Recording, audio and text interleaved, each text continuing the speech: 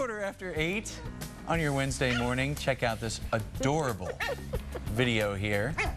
Little papillon puppy discovering himself in the mirror for the very first time. That's pretty funny. I actually like then when he runs around the corner and then comes back. Little fun video to get your Wednesday morning started here. And all right, so hey, if you think that puppy is cute, wait till you see the one that's sitting on the lap of Dr. Nikki Eaton from the Animal Hospital at Polaris. Who is this? This is Callie. This is another one of my 5. Oh my gosh. So, yes. She's a little ball of cute. She is, Hi, isn't Callie. she? She is absolutely adorable. How old is Callie? Callie is 3 years old now. So Okay. she was a rescue.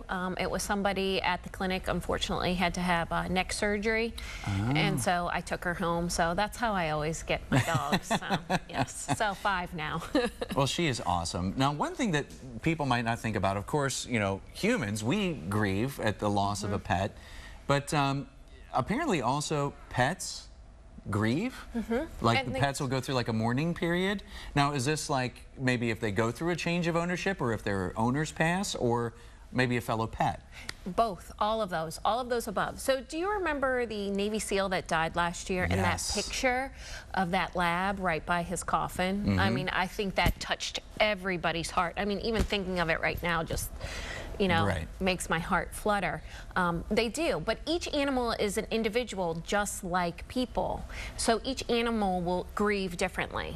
So some of the different signs that we can see is just maybe a couple of days of not eating or drinking, but it can also prolong longer where we don't eat, we don't drink, we don't want to go outside. Well, we talk about like with people how it can lead to even, you know, physical effects. Can that happen with pets too? It can. It can, you know, muscle wasting, where they can get dehydrated from not drinking, lose weight because they're not eating. So yes. What are some things you could do, you know, like you talked about the case, maybe if a family member dies or if, you know, if you have a couple of pets and then suddenly, you know, your pet is without his companion. What are some things you can do to help them through that? It is so hard. So sometimes what people will do is you want to increase maybe their activity and their play. It actually increases their serotonin levels, which we know serotonin in people and dogs are very important to kind of make us joyful, happy, that type of stuff. So increasing play, taking for walks, just interacting with the pet a little bit more. But it's also very important too is sometimes we see bad behaviors that can pop up when we see grieving. So some things that I've seen is people where the pet hasn't eaten, they'll just sit there and try to get him to eat and try to get him to eat and try to get him to eat. And then that pet turns into a picky eater even after the grieving process ends. Wow, something that, you know, we might not even think of when it comes to our pets. So as far as like introducing a pet like to another pet, when is that a good or not a good idea?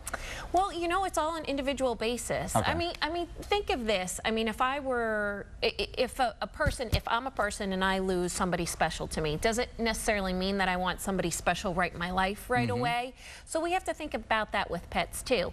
But I mean, if you are ready as a person and you say, okay, I've lost my beloved pet, you know, I'm ready for another one, then I think that's really an individual case. Okay, that sounds good. Well, we appreciate you bringing in Callie, and I don't know how you do it, like with all 5 of them getting along and everything. It's pretty amazing. It's very interesting. Well, we appreciate it. Dr. Nikki Eaton with the Animal Hospital of Polaris, 20 minutes after 8 o'clock on this Wednesday. Beautiful Wednesday morning. Meteorologist